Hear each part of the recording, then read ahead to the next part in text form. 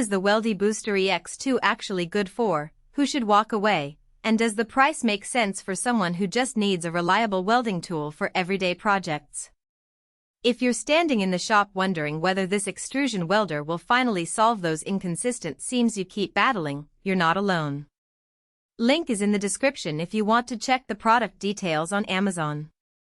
The hesitation comes from a very real place. You've probably spent hours on plastic welding rigs that either underheat the joint or overheat it, leaving you with a mess of melted material and wasted rods.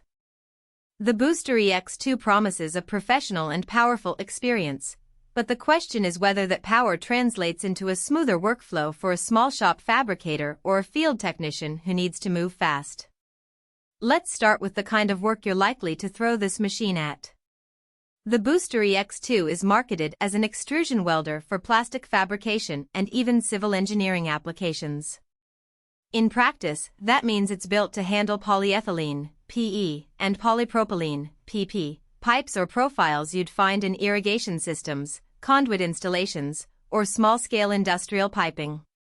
If you're a contractor who routinely joins 3 mm or 4 mm welding rods to create continuous seams, the dual-sided rod insertion is a genuine convenience. You can slide a rod in from either side without having to flip the unit, which cuts down on the awkward reach-around moves you see with older models. That feature becomes especially noticeable when you're working in cramped spaces. Think under a low ceiling or inside a tight pipe trench, because you can keep the tool oriented the way you need and still feed the rod without fumbling. Now, who should actually buy this? The sweet spot is a professional or semi-professional who already knows the basics of plastic extrusion welding and is looking for a machine that can keep up with a moderate volume of joints. If you run a small fabrication shop that produces custom plastic trays, protective covers, or even small-scale civil engineering parts, the quick-change welding shoes will feel like a time-saver. The shoes can be swapped out fast, so you don't have to shut down for a long tool change cycle. That translates directly into higher productivity on a job where minutes add up. Also, the turnable handle is geared toward ergonomics. If you spend hours on a weld, being able to rotate the grip to match your wrist angle reduces fatigue, a subtle but real difference when you're on the job all day.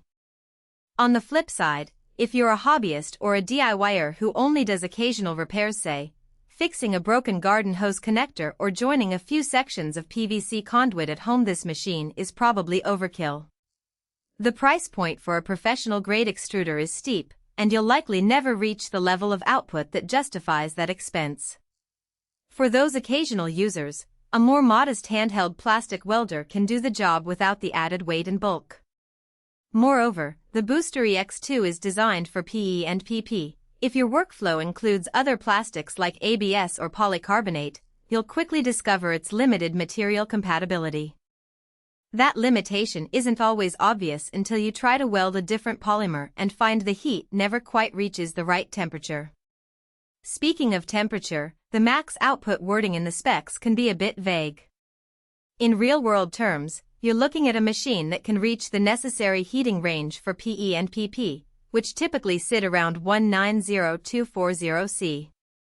That's enough for most standard pipe welding tasks, but you won't be able to push it into higher temperature materials without risking inconsistent welds.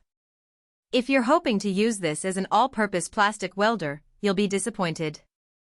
The practical weakness here is that the device doesn't have a wide temperature dial. Instead, it relies on preset curves that work well for the intended plastics but lack the granularity you might need for fine-tuning on delicate jobs. Another point to consider is the learning curve. Even though the tool is marketed as easy to insert welding rods, the reality is that extrusion welding still demands a certain level of skill. You need to maintain a steady feed rate, keep the rod in the proper position, and ensure the weld pool stays consistent. New users often find themselves constantly adjusting the speed or reheating the joint, which can lead to wasted rods and uneven seams. The Booster EX2 doesn't come with built-in guidance or a visual indicator for optimal feed speed, so you'll rely on practice. For someone who has already mastered basic plastic welding, this is a non-issue, but for a newcomer it's a hidden trade-off that can erode the perceived value. Now let's talk about durability and daily usability. The machine's robust construction metal housing, sturdy knobs on both sides, and a reinforced handle means it can survive being dropped or knocked around a job site without immediate failure. Users who have taken similar equipment to construction sites report that the chassis holds up under vibration and occasional impacts. The fact that the welding shoes are quickly replaceable also means that if one wears out or gets dented, you won't have to send the whole